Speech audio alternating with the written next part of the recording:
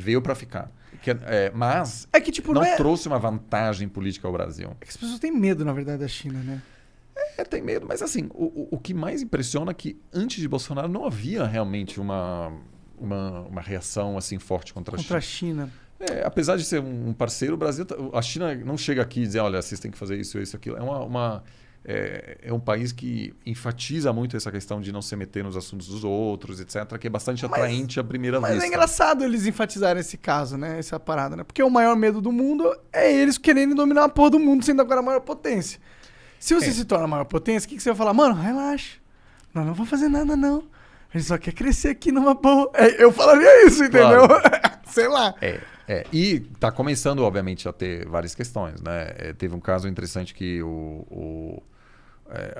a China e a Alemanha assinaram um acordo sobre treinamento de futebol, porque a China tem esse sonho de se tornar campeão mundial de futebol e ainda tem um time nacional péssimo.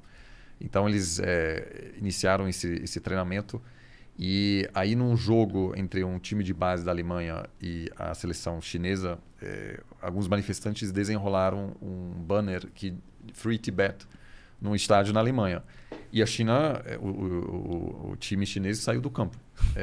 E aí a Associação de Futebol da Alemanha foi criticada pela China e disse não vai acontecer de novo.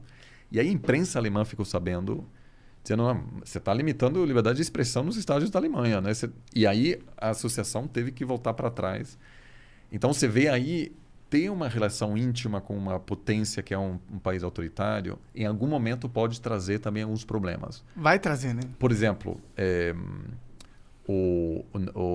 que você não está muito ligado no futebol, não. Mas teve vários jogadores... Você acompanha a NBA nos Estados Unidos? Também não, ok. Teve vários jogadores que criticaram a repressão em Hong Kong.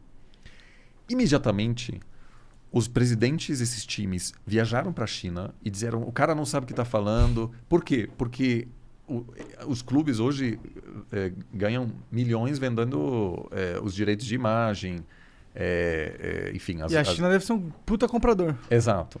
Então, você está começando a ter alguns assuntos que, claro, já existem algumas fricções, mas eles ainda não se comparam com aquilo que a gente teve nas últimas décadas com os Estados Unidos, né? Ah, com certeza. Mas é que, tipo, eu fico pensando o que acontecerá com o mundo se a China consolidar o poder? Porque é aquela coisa, né? Agora eles são os nossos amigos, parceiros comerciais. Mas se eles crescerem a um ponto de ninguém rivalizar, eles virarem a onipotência que os Estados Unidos se tornou, eles não vão meio que impor o modo de vida deles, assim como os Estados Unidos impôs em várias regiões do mundo? Eu acho que eles estão cagando um pouco pra eu não acho que eles estão, trabalho, cara. Quando o poder chega... Tem uma coisa nos Estados Unidos que é muito peculiar, que é uma missão civilizatória, né? Ou seja, essa ideia de ser um país exemplo foi realmente crucial na criação dos Estados Unidos, porque as pessoas que migraram para os Estados Unidos no século XVII estavam fugindo da perseguição, né, na Europa e queriam criar um país melhor que virasse, como eles diziam, uma cidade no topo da colina, ou seja, um lugar que todo mundo olha e diz, nossa, uma sociedade perfeita, melhor, que pudesse inspirar o mundo.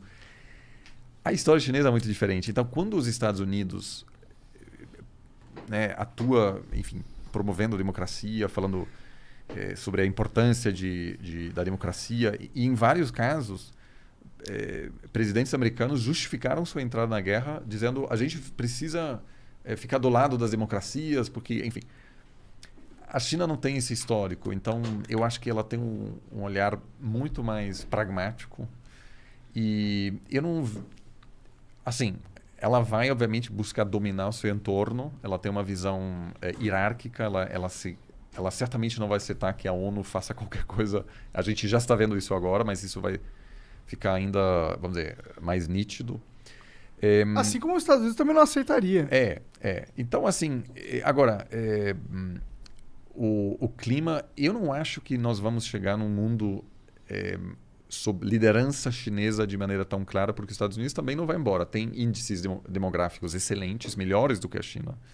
A migração fortalece os Estados Unidos tem uma sociedade bastante aberta, que consegue se adaptar um pouco melhor, eu acho, do que a China. Então, acho que o mais provável é um mundo multipolar, né, de várias potências grandes, e em função desses avanços tecnológicos que vão englobar tudo, basicamente, educação, saúde, transporte, sistema financeiro, vai tudo ocorrer a partir da tecnologia 5G, 6G. A gente pode ter duas esferas tecnológicas não compatíveis, uma em torno dos Estados Unidos e uma outra em torno da China. Isso para o Brasil é péssimo, porque o Brasil depende dos dois. E para mim hoje, assim, o que mais me preocupa é como o Brasil vai se comportar diante de um mundo em que os Estados Unidos diz você tem que tomar alguma decisão. A China também diz, olha, se você bloquear a Huawei, por exemplo, a gente vai parar de comprar café, soja, minério de ferro, sim. etc. Então, isso eu acho que o caminho mais provável é esse, não de uma, vamos dizer, de uma liderança explícita chinesa, porque os Estados Unidos se mantém como uma potência formidável, inclusive militar. Do ponto de vista econômico, a China, sim. Acho que não há dúvida de que daqui a 10, 15 anos quando liderança. Quando você fala nessa questão da tecnologia, uma coisa que me vem em mente, que pode ser um modificador nesse cenário todo, é a tecnologia de inteligência artificial e de robótica. Porque você comba os dois, você tem um robô que consegue fazer a mesma coisa que um humano hoje comum consegue fazer. E aí você, tendo esse cenário, você começa a tirar toda a vantagem que a China hoje tem, que é a grandeza da população. Né? Que você tem uma economia maior, porque você tem muita mais gente trabalhando, muito mais mão de obra, muito maior capacidade de executar as coisas. Se você tem um robô que consegue executar e você consegue imprimir 20 milhões de robôs numa impressora 3D, você diminui essa vantagem chinesa. Será que pode no futuro, então, a tecnologia reequilibrar o jogo e... Só que a China está na frente dessa corrida de inteligência artificial hoje, eu diria. Mas não de que tá robótica, na frente. né? Assim, tem algumas áreas onde de fato ainda há uma dependência mútua tecnológica entre as duas. Mas eu acho que o que você está descrevendo, que é uma preocupação não só para a China, mas para todos os países, e aí surgem questões como o salário universal, etc., porque em algum momento, certamente, vai ter uma parte da população que não vai trabalhar mesmo nas melhores condições econômicas, porque suas funções não existem mais. Não existem mais. Não tem mercado para elas. A China já está tomando algumas medidas atualmente para tentar, vamos dizer, lidar com essas mudanças sociais, grandes econômicas, tecnológicas que estão acontecendo. Mas eu acho que isso vai ser um desafio para todas as sociedades. E aí vamos ter, obviamente, profundas mudanças no sistema tanto nacional quanto internacional, sem dúvida.